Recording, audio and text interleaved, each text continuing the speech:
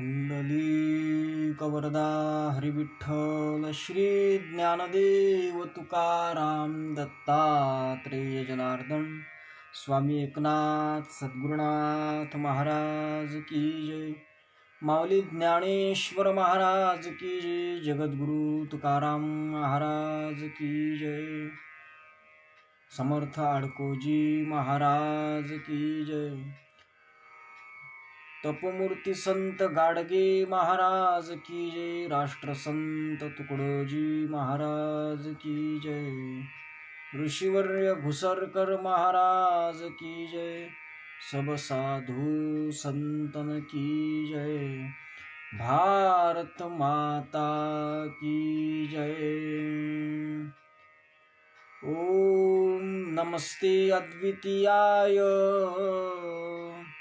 त्रिगुणात्मस्वरूपिणे अनंत कोटि ब्रह्मांड नायकाय परात्मने आनंदमानंदकरः प्रसन्नं सत्यज्ञानस्वरूपं निजबोधयुक्तं योगीन्द्रमीड्यं भवरोगवैद्यं श्री सद्गुरुं नित्यमहं नमामि। ज्ञानदेवं ज्ञानमूर्तिं साक्षात् प्रेमस्वरूपिणं ज्ञाननामदेवं दयामूर्तिं नाथं वन्दे पुनः पुनः। वैराग्यस्य परां मूर्तिं देवोक्षेत्रनिवासिनं तुकारामं महद्वन्दे भक्तराजचतुष्टकम्। श्रीमञ्जुलाभृन्मणिमाणिकेशं श्रीखञ्जरीशं जनहृन्निवेशं श्रीग्रामगीताजनकं प्रशान्तं सद्गुरुराष्ट्रसन्तं सततं नमामि। राष्ट्रसंत गिरोद्गीर्णं ग्रामकल्याणचिन्तनं दीनार्तकरुणापूर्ण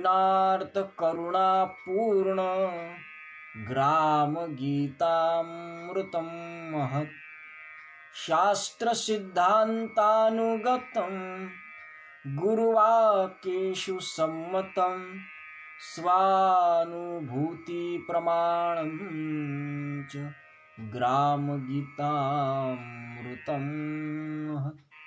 विदर्भी गर्जली जयांची समन्वयी वाणी वाल्मिकी राष्ट्रसंत अनुचर महर्षी म्हणोनी अपुलिया कवन प्रवचने राष्ट्रधर्म शिकवितो ऐशा ऋषिवरा गुरुवरा घुसरकरा वंदितो।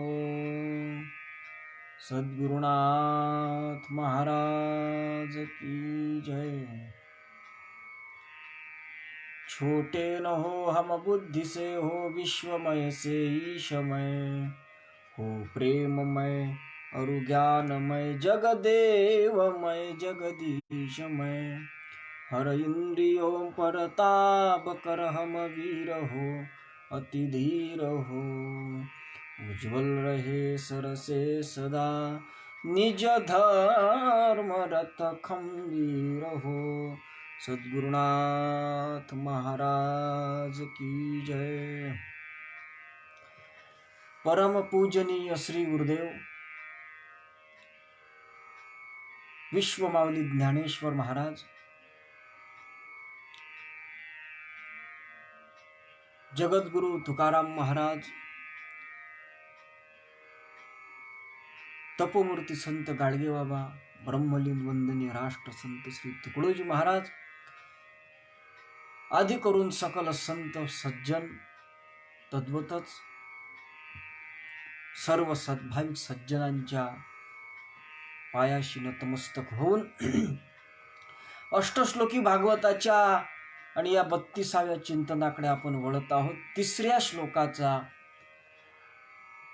शेवटचा भाग या ठिकाणी आपण चिंतन करणार आहोत. निज धर्म रत खंबीर हो.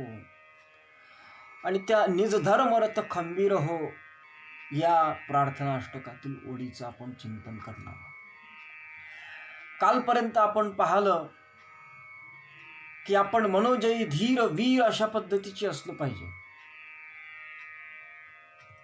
अर्थात उज्ज्वल रहे सरसे सदा निज धर्मरत खंबीर हो. उज्ज्वल रहे सरसे सदा अर्थात नेहमीसाठीच जो आपण काल भाग पाहिला त्याप्रमाणे उजळ माथ्याचं जीवन जगता यावं, परंतु हे जीवन उजळ माथ्यानं आपलं शेवटपर्यंत जावं अशा ज्यांना ज्यांना वाटत असेल त्या लोकांकरिता ते जीवन त्या पद्धतीनं जाण्याचा उपाय वंदनीय राष्ट्रसंत तुकडोजी महाराजांनी आणि या प्रार्थनाष्टकाच्या 3ऱ्या श्लोकाच्या शेवटच्या ओळीत वाक्यामध्ये सांगितला की निज धर्म रत खंबीर हो. अर्थात आपला जो स्वतःचा धर्म आहे त्यात राहून खंबीर होणं हे आवश्यक आहे. पण स्वतःचा धर्म म्हणजे काय हे सुद्धा समजणं आवश्यक आहे. कारण स्वतःचा धर्म अर्थात स्वधर्म म्हणजे काय, निज धर्म म्हणजे काय. निज म्हणजे आपण स्वतः, निज म्हणजे स्वतः. निज म्हणजे झोपणे असा अर्थ लावू नये. निजने म्हणजे झोपणे होते, परंतु निज म्हणजे आपला स्वतःचा धर्म. धर्म कशाला म्हणतात? वैशेषिक शास्त्रामध्ये धर्माच्या संबंधाने विचार आलेला आहे की यतो अभ्युदयो निःश्रेयस्ततो धर्मः. ज्या ठिकाणी ऐहिक आणि पारमार्थिक दोनही दृष्टीनं हित तुमचं आमचं घडत असते, ज्या आचरणानं त्या आचरणाला धर्म अशा पद्धतीची संज्ञा आहे. पण धर्म कशाला म्हणतात? धर्माचा विचार जर केला तर धर्मामध्ये काय कशाचा अंतर्भाव होतो. महाराजांनी ग्रामगीतेमध्ये नकारात्मक भूमिकेतून धर्मामध्ये काय काय येत नाही ते सांगितलं आहे एका ठिकाणी. नेमका अध्याय माझ्या लक्षात नाही, परंतु महाराजांनी फार सुंदर, मला वाटते 28व्या अध्यायामध्ये बहुतेक महाराजांनी सांगितलं की धर्मात नाही हिंदू मुसलमान. धर्मामध्ये हिंदू नाही, मुसलमान नाही, मग धर्म कशाला म्हणतात? सुंदर महाराजांनी त्याचं चिंतन केलं.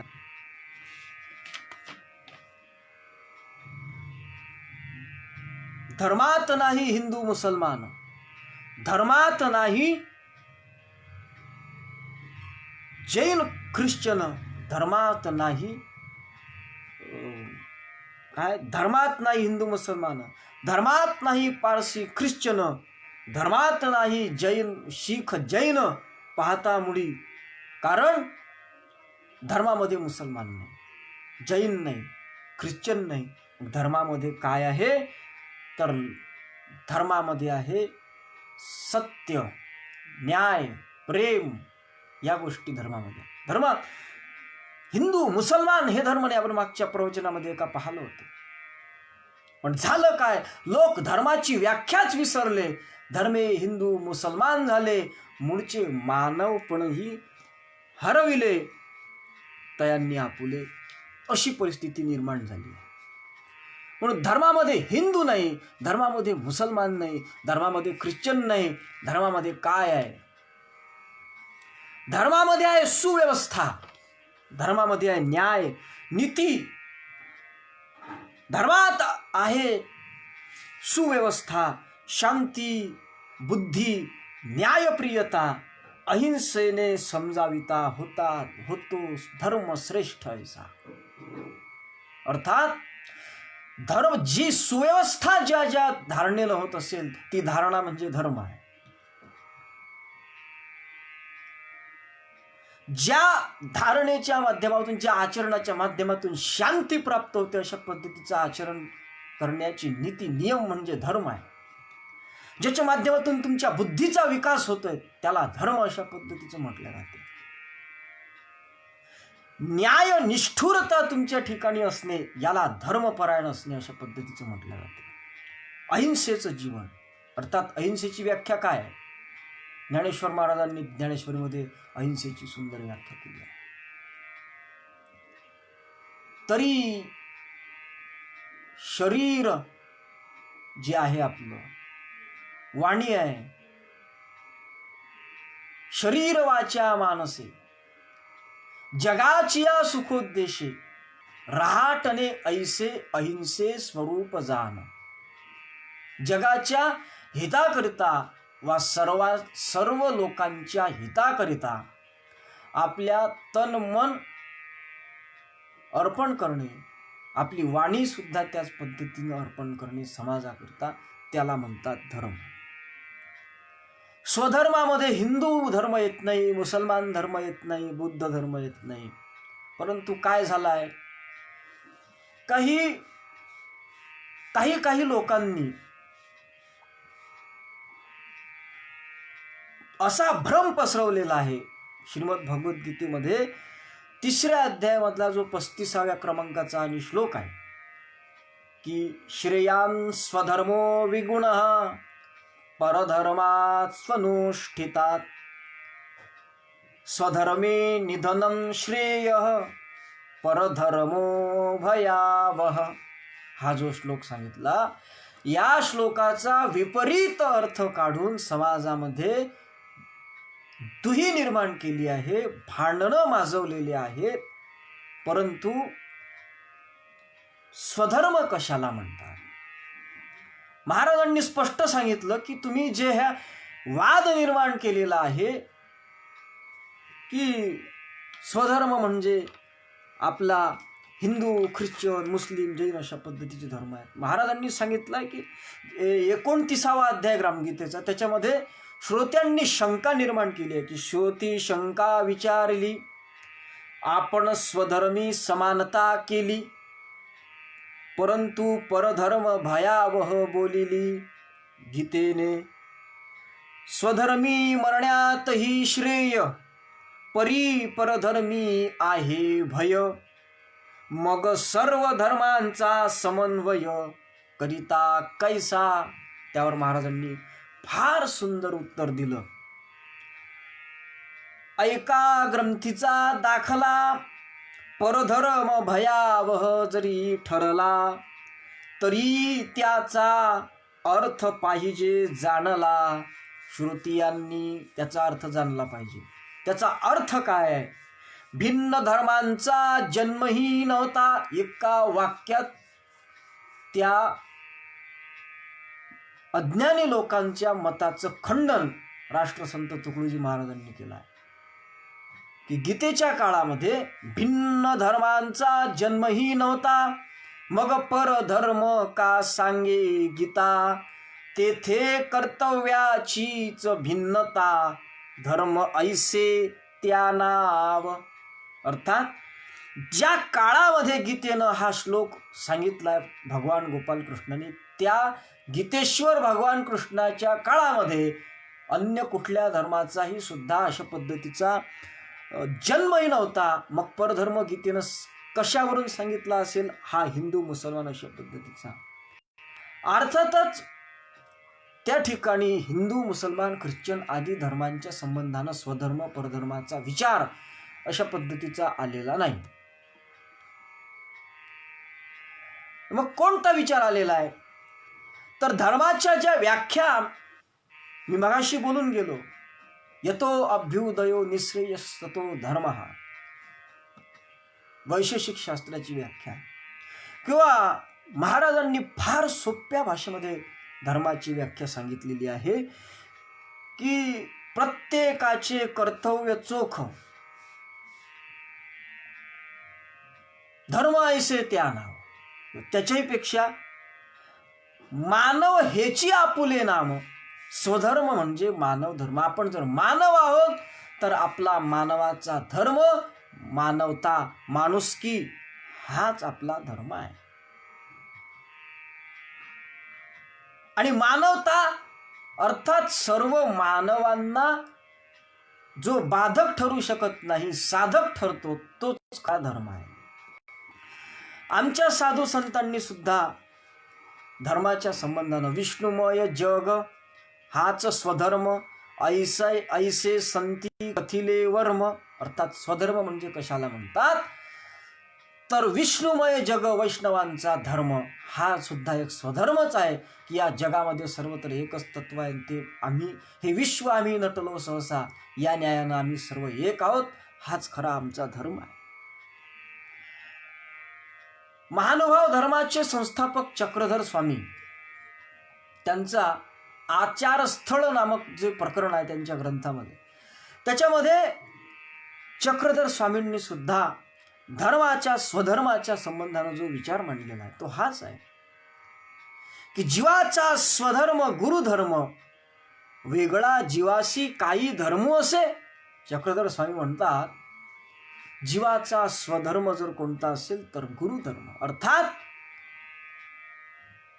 आमच्या संत साधूंनी, गुरूंनी जो आम्हाला स्वस्वरूपाची जाणीव करून दिलेली आहे, त्या स्वस्वरूपाच्या जाणीव करून दिलेल्या तत्वज्ञानाची जोपासना करून त्या तत्वज्ञानाला आमचा धर्म समजणे, त्याला किंवा जो व्यापक आहे, गुरु आहे, व्यापक आहे, त्याला आम्ही स्वधर्म अशा पद्धतीने समजलं पाहिजे. याच्यापेक्षा जीवाला कोणता वेगळा धर्म नाही. या सगळ्या गोष्टीवरून हे सिद्ध होते की धर्म जो आपल्याला शिकवला जातो आहे, हिंदू, मुसलमान, ख्रिश्चन, बौद्ध, जैन, हे या धर्म वर्म सब है कमरे विचारी योके, राष्ट्रसंत म्हणतात. आणि म्हणून हे जे सांगितलेलं आहे ज्ञानेश्वरी असो की स्वधर्माचं अनुष्ठान केलंच पाहिजे, हे योग्य आहे, पण आधी स्वधर्माची व्याख्या समजून घेणं महत्वाचं आहे. स्वधर्मे भयावह इथपर्यंत ठीक आहे. ज्ञानेश्वर महाराजांनी सुद्धा ज्ञानेश्वरीमध्ये सांगितलं आहे, अगा स्वधर्म हा जरी आपुला, जरी का कठीण जाहला, तरी हाची अनुष्ठीला भला देखे. स्वधर्म म्हणजे काय? स्वधर्म म्हणजे महाराजांनी त्या स्वधर्माची सुंदर व्याख्या ग्रामगीतेमध्ये केलेली आहे. म्हणून परधर्म भयावह ऐसे कथिले निसंदेह, तुपात नोहे मत्स्याचा निर्वाह, पाण्याहुनी उत्तम जरी. पण मग स्वधर्म म्हणजे काय? स्वधर्म भयावह आहे हे तर सर्वांनी सांगितलंय, ज्ञानेश्वरांनी सांगितलं, गीतेने सांगितलं, सगळ्यांनी सांगितलं. पण स्वधर्म म्हणजे काय हे समजणं महत्वाचं आहे. स्वधर्माचं अनुष्ठान केलं पाहिजे, स्वधर्मानुसार वागलं पाहिजे, कारण आमची स्मृती सांगते की धर्म एव हतो हंती धर्मो रक्षती रक्षिता. जो धर्माचं हनन करतो धर्म सुद्धा त्याचं हनन करतो, आणि जो धर्माचं रक्षण करतो धर्म सुद्धा त्याचं रक्षण करतो. ही आमची स्मृती सांगते. आमचे संतही सांगतात की आमचा धर्म हा कठीण जरी झाला स्वधर्म, तरी सुद्धा कठीण परिस्थितीमध्ये सुद्धा आपल्या स्वधर्माचं पालन केलंच पाहिजे. उदाहरण दिलेत ज्ञानेश्वर महाराजांनी. तरी लोकांची धवळा रे देखो निया मनोहरे, असती आपुली तणारे मोडावी केवी. दुसऱ्याचं घर जर पाहिलं तर जी महाली आहे त्याला सौख्यानं प्राप्त झाली असेल, परंतु त्याची सर्व सुख सोयींनी उपलब्ध अशा पद्धतीची असलेली उंच इमारत पाहून, उंच महाली पाहून, ज्याचं घर तट्ट्याचं आहे त्याला किंवा खेड्यामध्ये त्याला कुडाचं घर म्हटलं जाते. कुडाचं घर आहे, त्यानं आपलं घर मोडून टाकावं का? नाही मोडलं पाहिजे. जे आहे त्यात त्यानं समाधान मानलं पाहिजे. दुसरं उदाहरण सांगतात, हे असो वनिता आपुली कुरूप जरी जाहली, तरी भोगिता तिची भली जिया परी. ज्याप्रमाणे आपली पत्नी कुरूप जरी असली आणि दुसऱ्याची सुंदर जरी असली, तरी सुद्धा संसार हा आपल्याच पत्नीसोबत करणं योग्य असते. तत्वज्ञानुसार आपली आई, आपली स्वतःची जन्मदाती आई जर कुरूप दिसत असेल, तर दुसऱ्याच्या सुंदर दिसणाऱ्या आईला आपण आई म्हणू नये. याचा नेमका अर्थ काय आहे? अहो, इतकं याच्या बाबतीत आपण कट्टर असावं असं सांगतात, इतकी पराकाष्ठा आपली या स्वधर्माच्या अनुष्ठानाच्या बाबतीत असावी असं आमचे संत सांगतात, की या स्वधर्माते अनुष्ठिता वेचू होईल जीविता, तोही निकावर उभयता दिसत असे. मरण जरी आलं तरी सुद्धा परधर्माचा स्वीकार करू नये असे आमचे ग्रंथ सांगतात. त्याचं कारणही त्यांनी सांगितलं आहे.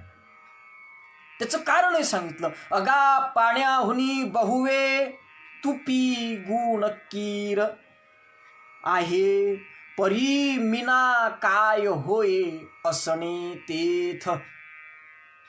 पाण्यापेक्षा सुद्धा उच्च दर्जाचं समजल्या जाणारं तूप आहे. त्या तुपामध्ये आणखीन जास्त प्रमाणामध्ये सात्विक गुण अशा पद्धतीचे वा पोषक अशा पद्धतीचं ते आहे शरीरासाठी. तरी सुद्धा मासोळी पाण्यामध्येच राहू शकते, तुपामध्ये मासोळी टाकल्यास ती जिवंत राहू शकत नाही तत्वज्ञानुसार. म्हणून स्वधर्म हा कठीण जरी वाटला तरी सुद्धा त्याचं पालन करण्याकरिता जीव गेला तरी चालेल. कारण राष्ट्रसंतांनी सांगितलं, धर्म न जाए विभीषण ने पुकारा था, धर्म के कारण ही बालक को दबाया था. धर्माचं रक्षण करण्याकरिता या सगळ्या गोष्टी आमच्या साधू संतांनी केल्या.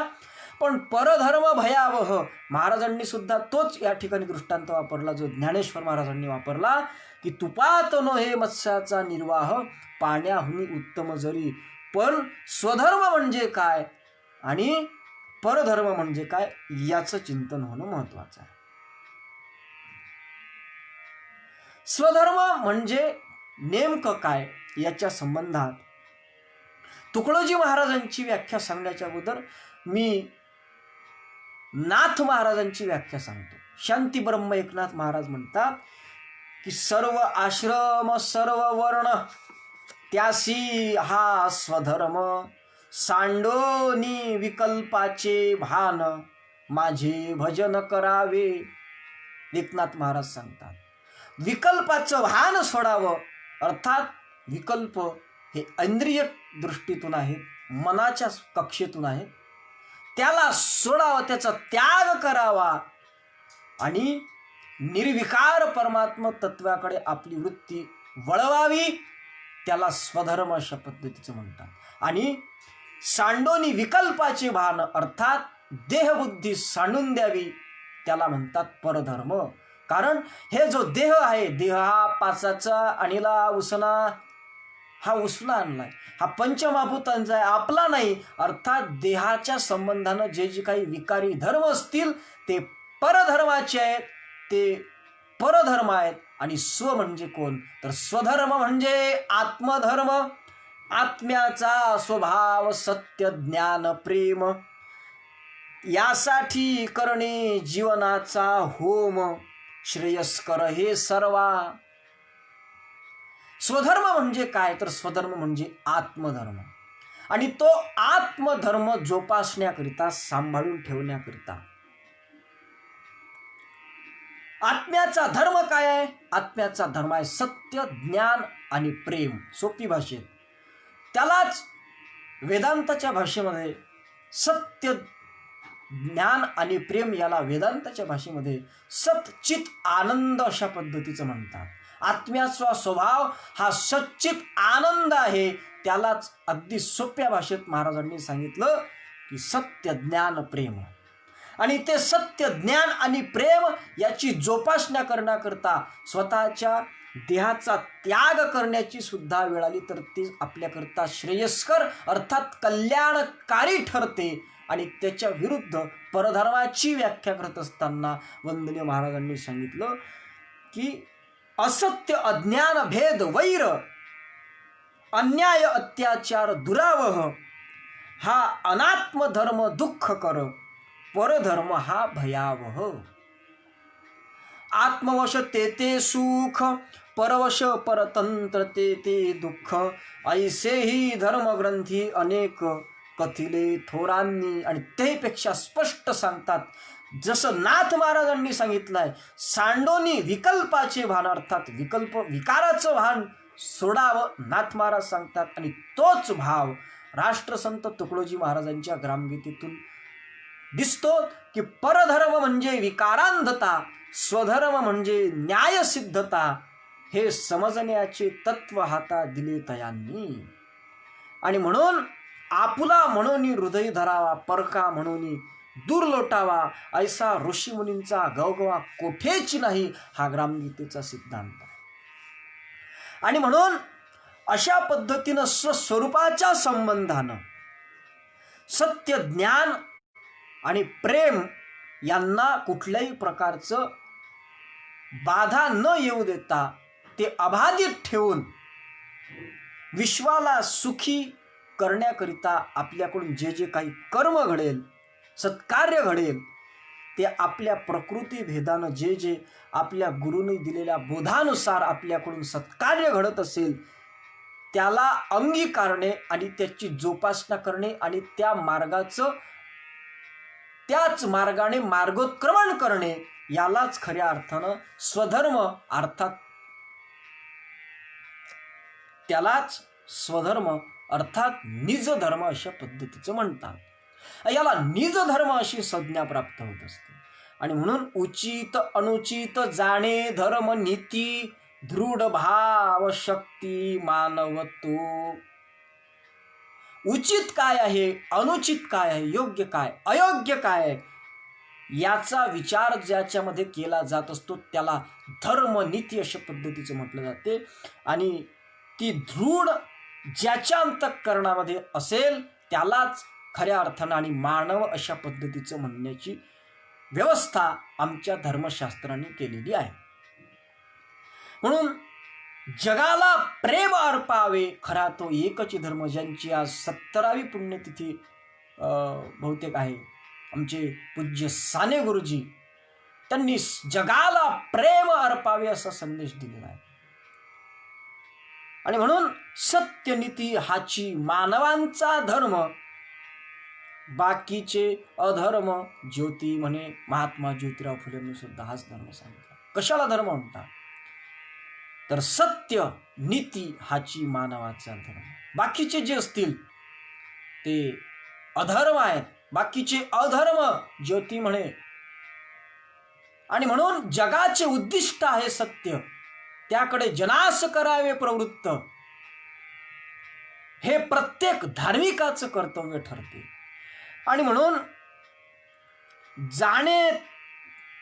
जाणे तोची खरा मानव. काय जाणे, महाराजांनी फार सुंदर व्याख्या केली आहे. सर्वाभूती वासुदेव, हे जाणे तोची खरा मानव, सत्य धर्म हाची त्याचा. अर्थात सर्वाभूती पाहे एक वासुदेव, पुसोनिया ठाव अहमतेचा, हा खरा माणसाचा स्वधर्म आहे. आणि हाच राष्ट्रसंत तुकडोजी महाराजांच्या धर्माच्या संबंधातला सिद्धांत आहे. आणि याला, या न्यायाला, या नीतीला, या प्रेमाला, या सत्याला अनुसरून आपल्या जीवनामधलं आपलं नियत कर्म, आपल्या वाटेला आलेलं कर्म, आपल्या स्वबळावर सर्व शक्तीनिशी आपण सतत केलं पाहिजे. त्याच्यामध्ये आपण रममाण अर्थात रत झालं पाहिजे. आणि ते सगळं करत असताना आपण खंबीर सुद्धा असलं पाहिजे. त्याच्याकरिता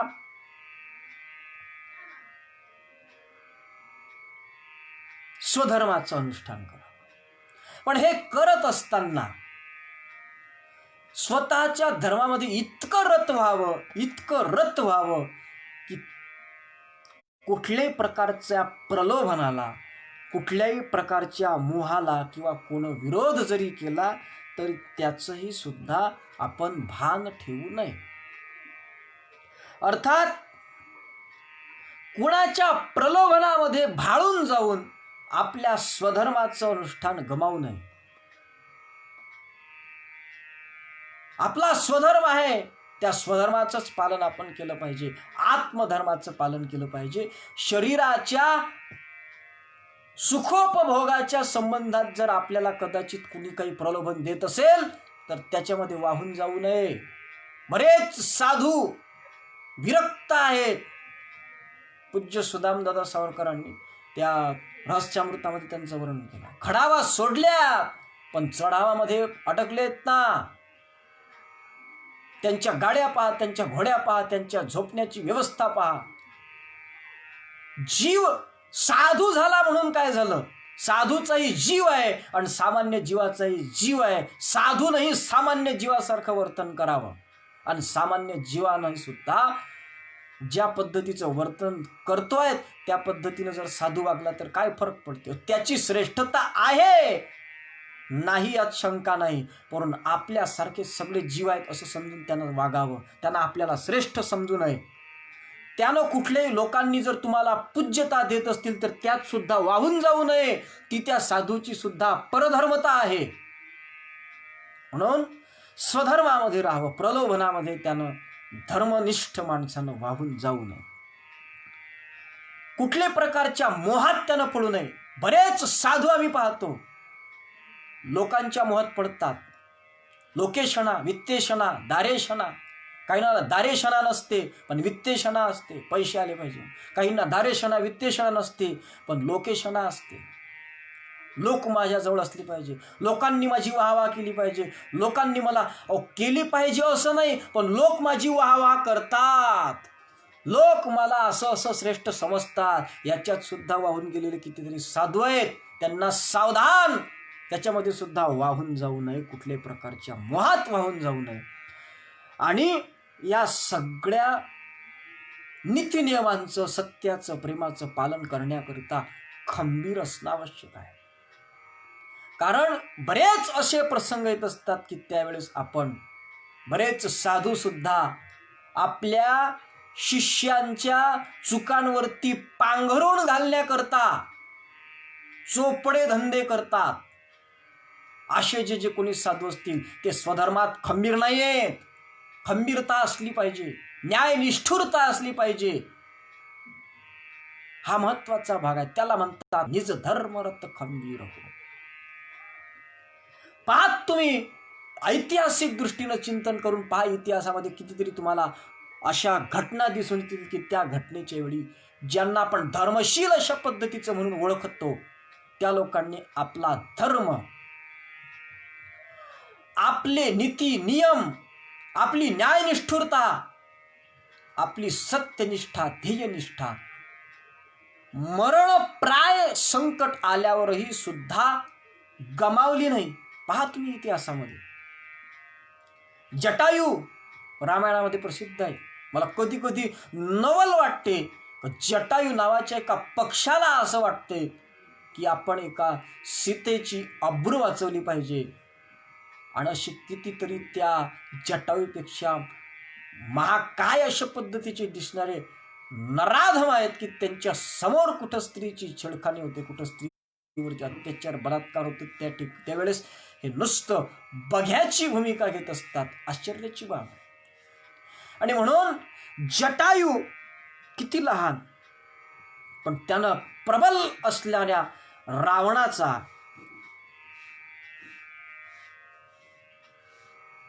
त्याच्या रावणाच्या बलाचा विचार न करता त्या एका सतीची अर्थात अबलेची, त्या सीतेची अब्रू वाचवण्याकरिता प्राणपणानं झुंज दिली व मरण पत्करलं पण झुंज सोडली नाही.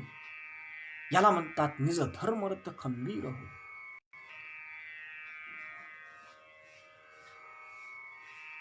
अशा धर्मपरायणांचा आदर्श महाराजांना प्रिय वाटतो. म्हणून महाराज म्हणतात की निज धर्मरथ खंबीर. महात्मा येशू पहा तुम्ही, ख्रिस्त धर्माचे संस्थापक,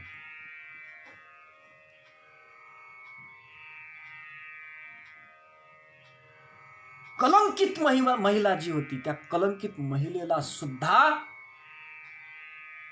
महात्मा येशू ख्रिस्तानं तिच्यावरती जे लोक दगडफेक अशा पद्धतीची करत होते तिच्यापासून तिला वाचवलं. त्याहीपेक्षा पुढे जाऊन सांगेल, माझ्याकडे पुरता वेळ नाही म्हणून मी तो प्रसंग तुम्हाला सांगणार नाही. पटाचाराची कथा तुम्ही भगवान बुद्धांच्या जीवनातली पहा. त्या स्त्रीला सर्व गोष्टीचा त्याग करून लोक काय म्हणतील काय नाही अशा परिस्थितीमध्ये त्या दुःखातनं होरपळलेल्या स्त्रीला जर कुणी सहाय्य दिलं असेल तर ते लोकांच्या विचाराला झुगारून आमच्या तथागत भगवान गौतम बुद्धांनी तिला जवळ केलं होतं. याला म्हणतात निज धर्मरथ खंबीर. किती उदाहरण सांगावं. भगतसिंगाचं उदाहरण आहे, मरण पत्करलं हो स्वतःचा जो या भारत मातेला स्वतंत्र प्राप्ती करून देण्याचा जो स्वधर्म आहे, त्या स्वधर्माच्या प्राप्तीकरता आमच्या भगतसिंगानं मरण पत्करलं.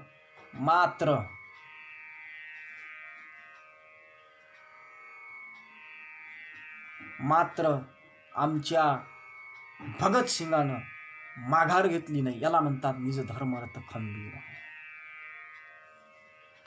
नेताजी सुभाषचंद्र बोस, किती नाव सांगावं. यादी वाचून घ्या. भारत के जनहितवादी, सब चाहते थे आजादी, कई लगे हुए थे इसमें, कितनों को मिली समाधि.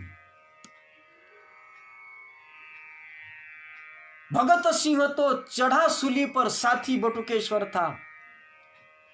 कितने नाम बताए उनके, जिनका जेल ही घर था. वह तिलक बाल गंगाधर, सहे जिसने कष्ट निरंतर. आजादी की उस जंग में लाखों ने जान लुटा दी. भारत के जनहितवादी, हे जे सगळे लोक होते ना, हे सगळे लोक धर्मनिष्ठ होते. हे लोक निज धर्मरथ खंबीर होते. त्यांना म्हणतात निज धर्मरथ खंबीर. कितीही मोठा प्रसंग, मरणप्राय संकट जरी आलं तरी आपल्या ध्येयापासून ते दूर झाले. पावनखिंड रोखून ठेवणारे बाजी प्रभू, किती नाव सांगावे त्या लोकांची. धर्मवीर संभाजी महाराजांच्या बाबतीत काय बोलावं. त्यांची त्वचा सोलून, डोळे फोडून त्यांना मारल्या गेलं. त्या धर्मवीर संभाजी महाराजांना राज्याचं प्रलोभन दिलं गेलं. ते प्रलोभनात फसले नाही, निज धर्मरथ खंबीर होते. व त्यांची डोळे फोडले,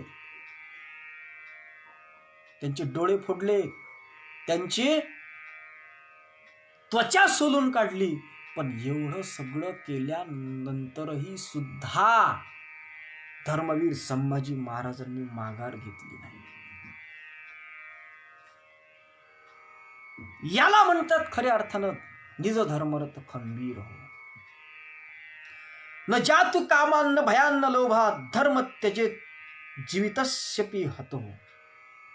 हा सिद्धांत महाभारताने सांगितलेला. काय म्हणते महाभारत.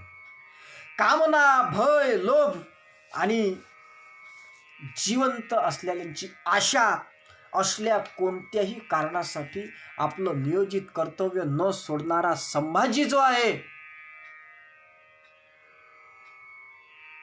त्या संभाजीचे गुणधर्मच या महाभारताच्या श्लोकात आले असं मला वाटते. केवढा धीर वीर पुरुष होता धर्मवीर संभाजी राजा. किती खंबीर होता, किती धर्मवीर होता. त्याच्यासारखा दुसरा नाहीच असं म्हणायला काही हरकत नाही. म्हणून धर्मरथ खंबीर असणं आवश्यक आहे. भृतहरी ज्यांचं नीतिशतक आहे संस्कृतामध्ये, त्या भृतहरी नामक शास्त्रकाराने असं म्हटलंय, अद्यैव वा मरणमस्तु युगांतरे वा न्यायात पथा प्रविचलंती पदम न धीरः. त्याला धीर म्हणतात. कोणाला म्हणतात? अर्थात पाहिजे तर आजच मृत्यू आला तरी चालेल, परंतु न्याय मार्गापासून माझं पाऊल मी ढळू देणार नाही, असा जो स्वतःच्या ध्येयावरती खंबीर आहे त्याला म्हणतात धीर, त्याला म्हणतात धर्मपरायण, त्याला म्हणतात निज धर्मरत खंबीर.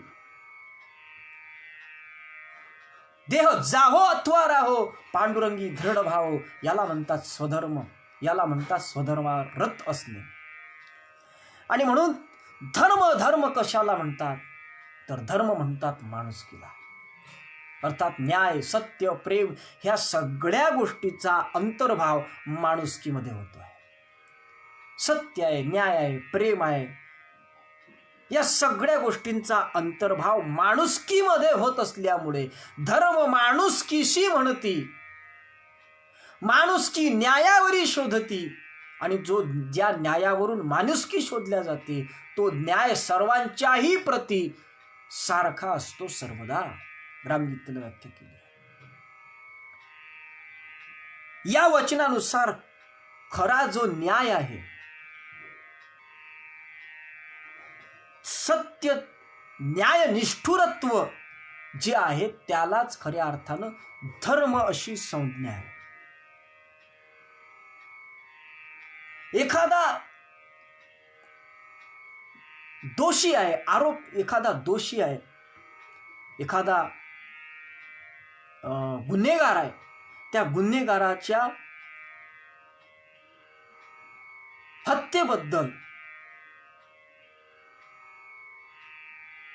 बेधडकपणे जो न्यायाधीश त्या ठिकाणी शिक्षा सुचवत असतो किंवा त्याचा न्याय निवाडा करून त्या ज्याचा खरा गुन्हा सिद्ध झाला आहे त्याला आणि सजा जाहीर करत असतो, तितक्याच निर्भीडपणे त्याचा स्वतःचा मुलगा जर गुन्हेगार असेल तर त्यालाही सुद्धा तेवढ्याच निर्भयतेनं तीच शिक्षा सुनावण्याची हिम्मत ज्या न्यायाधीशामध्ये असते त्याला म्हणतात निज धर्मरत खंबीर. निज धर्मरत खंबीर होसाठी धैर्यशिला अहिल्याबाई होळकरांचं चरित्र थोडं वाचून पहा, म्हणजे लक्षात येईल. वाचा, आमच्या भगिनीबोध मध्ये लिहिलेलं आहे, लक्षात येईल तुमच्या. आणि म्हणून तितकी न्यायनिष्ठुरता असली पाहिजे. गुरु रहे या बाप रहे अपना पर का मत ध्यान धरो, त्याला म्हणतात निज धर्मरत खंबीर. म्हणून आपला आणि परका याचा भेद नाही, त्याला म्हणतात धर्म. आणि अपना परका भेद, अपना परका देख देख कर झुके न्याय का तोल, याला म्हणतात अधर्म. सरळ साध्या सोप्या भाषेत सांगायचे. आणि म्हणून एकुलता एक खुनी पुत्र जरी आपल्या डोळ्यासमोर असला तरी सुद्धा त्या ठिकाणी तीच शिक्षा सुनावणारा जो न्यायाधीश असेल तो खरा धर्मशील असतो. आणि म्हणून त्याला निज धर्मरत खंबीर म्हणतात. अर्थात स्वधर्मी रत राहून खंबीर बनणं हे खऱ्या अर्थानं उज्ज्वल रहे सरसे सदा याचं गमक आहे. न्यायार्थ अपने बंधु को भी दंड देना धर्म है, हा आमच्या राष्ट्रसंतांच्या लहरके बरखेचा सिद्धांत आहे. आणि म्हणून समर्थ रामदास स्वामींनी सुद्धा स्वधर्माच्या संबंधानं हेच चिंतन मांडलेलं आहे की धर्मा माझी परधर्म स्वरूपी राहणे हा स्वधर्म. स्वतःच्या स्वस्वरूपाची जाणीव करून त्याच्या ठिकाणी कायम राहून निर्भयतेनं जीवन जगणं, न्यायानं, नीतीनं, प्रेमानं, सत्यानं जीवन जगणं, त्याला म्हणतात धर्म. ही खरी धर्माची व्याख्या आहे. अर्थात रामदास स्वामींच्या या म्हणण्यानुसार अध्यात्माची अनुभूती हाच खऱ्या अर्थानं निज धर्म आहे. कारण अध्यात्माची शब्दशः व्याख्या काय आहे संस्कृताच्या दृष्टीने चिंतन केलं तर अधि म्हणजे कडे आणि आत्म अर्थात आत्म्याकडे वळवणारं आत्म्याकडे नेणारं जे काही तत्वज्ञान आहे त्याला अध्यात्म अशा पद्धतीचं म्हणतात आणि त्याच अध्यात्माला धर्म असं म्हणतात. म्हणून आध्यात्मिक अनुभूती म्हणजे निज धर्म स्वतःचा निज म्हणजे स्वतःचा स्व म्हणजे आत्मा त्याचा धर्म आत्म्याचा जो धर्म आहे आत्म्याचा स्वभाव सत्य ध्यान प्रेम असं ग्रामगीतेनं सांगितलं आहे. आणि म्हणून असा आत्मनिष्ठ पुरुष जो असतो तोच खऱ्या अर्थानं खंबीर होऊ शकत असतो स्थितप्रज्ञ होऊ शकत असतो. अर्जुन किती बहादर होता. अर्जुनाच्या संबंधानं जर विचार केला तर की त्याच्या बलाचं स्तुती श्रीमद भगवद्गीतेमध्ये भगवान गोपाल कृष्णांनी सुद्धा त्या अर्जुनाच्या बलाची स्तुती केली आहे. वाचा तुम्ही दुसरा अध्याय भगवद्गीतेचा म्हणजे लक्षात येईल. वाचा ज्ञानेश्वरीचा दुसरा अध्याय म्हणजे तुमच्या लक्षात येईल. त्याची कीर्ती महाभारतामध्ये सर्वत्र पसरली होती. पण युद्धाच्या प्रसंगामध्ये त्याच्या डोक्यात काय काय विकार निर्माण झाले होते. भयानक भयानक. पतंती पितरो हेशा लुप्त पिंडो दक्रिया यांचं कसं होईल. संकरो नरका एव कुलघ्नानाम कुलस्यच अशा शंका त्याच्या मनात निर्माण झाल्या होत्या.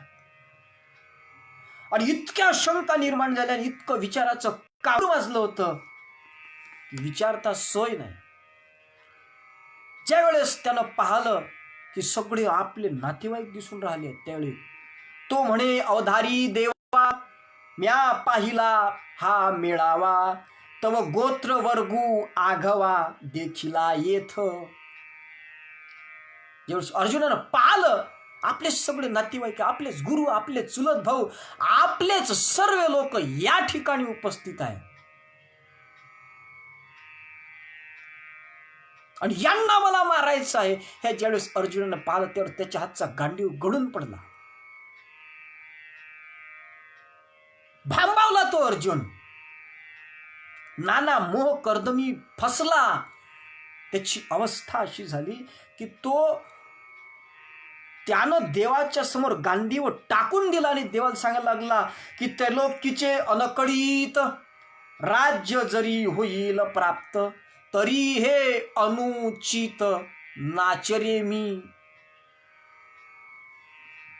त्रैलोक्यातलं राज्य जरी मला हे युद्ध करून प्राप्त होत असलं ना देवा अनकडीत अनपेक्षितरित्या जरी मला हे राज्य प्राप्त होत असलं नाही त्रैलोक्याचं जरी राज्य मला मिळालं नाही यांना मारून तर हे माझे आहेत म्हणून मी यांना मारणार नाही. हे मी अनुचित आहे असं समजून नाचरे मी आचरण याचं करणार नाही वा युद्ध करणार नाही असं त्यांनी ठाम निर्णय दिला. म्हणून मी हे न करी ये संग्रामी शस्त्र न धरी हे किडाळ बहुती परी दिसतसे. ही चूक आहे मी तर शस्त्र धरणार नाही. असं ज्यावेळेस अर्जुन भांबावला ना त्यावेळेस त्याला भगवान गोपाळ कृष्णानं सावरलं. अरे अर्जुना तू घाबरू नकोस. तुआ संग्रामी हरुजिंतीला निवांत कवचांचा ठाऊ फेडिला पवाडा तुआ केला गंधर्वासी. अरे अर्जुना तू घाबरू नको. तू तुझी स्वतःची जाणीव करून घे. तू काय काय किती सामर्थ्य तुझ्यामध्ये. त्या भगवान कृष्णानं सुद्धा त्याचं वर्णन केलं. तुआ संग्रामी हरू जिंकिला. अरे तू संग्रामामध्ये युद्धामध्ये भगवान शंकराला सुद्धा जिंकलं. इतका तू बलवान अशा पद्धतीचा आहे.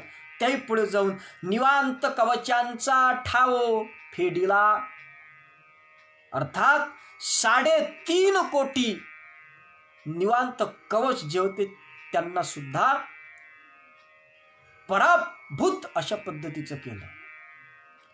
आणि चित्ररथ गंधर्वाधिका हरवलं. चित्ररथ गंधर्वाधिक जे होते त्यांना सुद्धा हरवलं आणि त्यांच्याकडून सुद्धा स्वतःची कीर्ती ऐकून घेतली. इतका बलवान तू आहेस. आणि म्हणून अर्जुना तू घाबरू नकोस. अशा पद्धतीनं आणि स्वतःच्या स्वस्वरूपाची जाणीव त्या अर्जुनाला करून दिली. अर्थात अध्यात्माच्याच संबंधानं अर्जुनाला सावरलं. अर्थातच अध्यात्म ज्ञानाची प्राप्ती करून त्यानुसार वर्तन करणे, त्याचंच नाव धर्म अशा पद्धतीचं आहे. आणि म्हणून त्याला सुद्धा अध्यात्म भूमिकेनंच स्वरूपी पाहण्याच्या स्वधर्माचं त्याला ज्ञान दिलं. आणि मग ते ज्ञान दिल्याच्या नंतर नष्टो मोह, त्यानं सांगितलं नष्ट मोह, या सगळ्या गोष्टी सहकुटुंब सहपरिवार इष्टमित्रासह माझ्यापासून दूर गेल्यात त्या अध्यात्माच्या कसोटीवर. आणि म्हणून अध्यात्म हेच जीवन, हेच खरं स्वधर्माचं आचरण आहे. आणि म्हणून अशा खंबीर पुरुषाचं, अध्यात्म जीवन जगणाऱ्याच खंबीर पुरुषाचं जे जीवन आहे ते उन्नत आणि उज्ज्वल अशा स्वरूपाचं राहत असते. आणि म्हणून याला इतिहास सुद्धा सहाय्यक ठरतो आहे. आपण ज्या काही इतिहासातल्या काही संक्षेपानं किंवा अंगुली निर्देशाच्या संबंधाने ज्या काही कथा आपण पाहिल्या, आणि ही अवस्था ज्याची होते, ज्याला अशा पद्धतीची खंबीरता येते, जो निज धर्मामध्ये रत होतो आणि खंबीर होतो, अध्यात्म जीवन ज्याचं जगत असतो तो, त्याची इतकी पात्रता श्रेष्ठतेला पोचते की मग त्याला राजाही वाटला घरचा गडी, सुचवावयाची झाली तातडी, संसार झाला सवंगडी, संसार झाला आपुला सवंगडी, याची गुणे, इतकी श्रेष्ठ त्याची अवस्था होत असते. आणि मग तो प्रलोभनी कोठे फसेना, राग द्वेषही गोंधळेना, त्याच्या सहवासे ग्रामजना अमृत लाभे, इतका अधिकार त्याला प्राप्त होत असतो. हे जगद्गुरु राष्ट्रसंत तुकडोजी महाराज ग्रामनीतीमध्ये सांगतात. आणि म्हणून या पद्धतीनं त्याचं जीवन निज धर्मरथ खंबीर असते. याही पुढे बादशाह दुनिया के मोहरे में शतरंज, रामतीर्थ म्हणतात या दुनियाचे जे बादशाह असतील ना ते माझ्या शतरंजचे मोहरे आहे. किती उच्च भूमिका त्या निज धर्मरथ असलेल्या महात्म्यांची होत असते. आणि म्हणून अशा पद्धतीचं निज धर्मरथ खंबीर आम्ही असलो पाहिजे. आणि ते खंबीर असण्याकरिता आमच्यामधून काही गोष्टी निघून गेल्या पाहिजेत. त्या कोणत्या गोष्टी आहे, त्या गोष्टी सांगण्याकरिता राष्ट्रसंत तुकडोजी महाराजांनी या प्रार्थना अष्टकाच्या 4थ्या श्लोकामध्ये तो विषय मांडलेला आहे. तो म्हणजे निर्भय रहेस हम कर्म में, किंवा यह डर सभी जाता रहे मन बुद्धी का इस देह का. त्याचं चिंतन आपण करणारच आहोत. परंतु आज आपली वेळ संपल्यामुळे तुर्तास आजचं प्रवचन या ठिकाणी आपण थांबवून पुढचा जो 4था श्लोक आहे त्या 4थ्या श्लोकाला उद्या ठीक 10 ते 11 या वेळेमध्ये आपण प्रारंभ करणार आहोत. या ठिकाणी आजची सूचना अशी, आज ठीक 8 ते 9 या वेळेमध्ये आमच्या या सकल संत विचार या फेसबुक पेजवरती आमचे परम आदरणीय भगवान दादा राईतकर यांचे अनुभवाचा सागर गुरु माझा या विषयावरती पूज्य साने गुरुजींच्या स्मृतिदिनाच्या औचित्य साधून एक चिंतन होणार आहे. आणि त्या चिंतनाचा सुद्धा आपण सर्व सद्भाविक सज्जनांनी आणि अवश्य लाभ घ्यावा अशा पद्धतीची विनंती करून या प्रेम धर्माचं चिंतन करणारं, निज धर्मरथ खंबीर असणारं हे प्रेमधर्म स्वरूप प्रवचन, प्रेमधर्माचे पुरस्कर्ते ज्यांची आज पुण्यतिथी अशा पूज्य साने गुरुजींच्या चरणी समर्पित करून शांतीपाठाच्या माध्यमातून या प्रवचनाला पूर्णविराम देऊया. सर्वेत्र सुखीनः सन्तु, सर्वे सन्तु निरामया, सर्वे भद्राणि पश्यन्तु, मा कश्चित् दुःखमाप्नुयात्. ओम शांति शांति शांति. सद्गुरुनाथ महाराज की जय. पुंडलिक वरदा हरी विठ्ठल, श्री ज्ञानदेव तुकाराम, दत्तात्रेय जनार्दन, स्वामी एकनाथ सद्गुरुनाथ महाराज की जय, माऊली ज्ञानेश्वर महाराज की जय, जगद्गुरु तुकाराम महाराज की जय, समर्थ अडकोजी महाराज की जय, तपमूर्ती संत गाडगे महाराज की जय, गुरुकुंज बिहारी राष्ट्रसंत तुकडोजी महाराज की जय, ऋषिवर्य घुसरकर महाराज की जय, सब साधु संतन की जय, भारत माता की जय। जय गुरु।